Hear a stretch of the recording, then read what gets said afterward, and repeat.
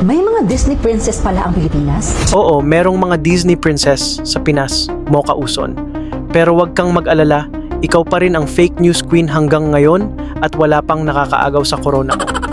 Hindi ka lang fake news queen, enabler ka rin ng isang corrupt at self-admitted na mamamatay tao na politiko. She's bright, she's articulate, and if it's just a matter of dancing, she was not dancing naked. She was really during the campaign.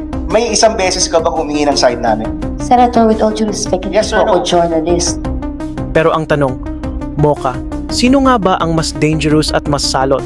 Sa mga naglalabas ang pangalan ngayon, mga anak, kamag-anak at kaalyado ng mga politiko, Ang mga Disney princess na tinatawag mo? O ang poon mong enabler ng mga magulang ng mga Disney princess? Kasi baka hindi mo alam, halos lahat ng mga corrupt politicians at contractors na binabanatan mo ngayon ay dati ring enabler at kaalyado ni Duterte.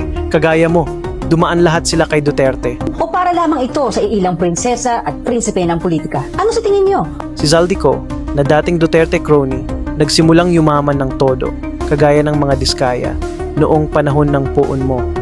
In case you forgot or simply don't know, kasi medyo mahina talaga ang utak mo, hindi mo pa alam kung nasaan ang bulkang Mayon. Pinakamahalaga pa yung nangyayari sa Naga, yung pagka-alboruto ng Mayon Volcano. Dapat doon po nakatuon ang ating mga balita. Si Ako Bicol Representative Christopher Co, tatay ni Claudine Co at kapatid ni Zaldi, certified ass licker ni Duterte. In fact, in 2018, Christopher Co forged a political alliance with Duterte's regional party, Hugpong ng Pagbabago, to support his programs and candidates in the 2019 midterm and 2022 presidential elections. At dahil nga certified ass licker ni Digongyo, si Christopher, again, tatay ni Claudine, supported the move to slash the CHR's budget to 1,000 pesos at tinawag pa niya itong wake-up call. Parang purveyor ng fake news. Kung may pagkakamali ako sa post ko, grammar, maling sure. maling larawan, Oo. hindi naman balita yon. Pagkakamali yon, honest mistake yon, at humingi naman ako ng upang manhin, katulad niyang nasabi ko rin na ang Mayon ay nasa Naga.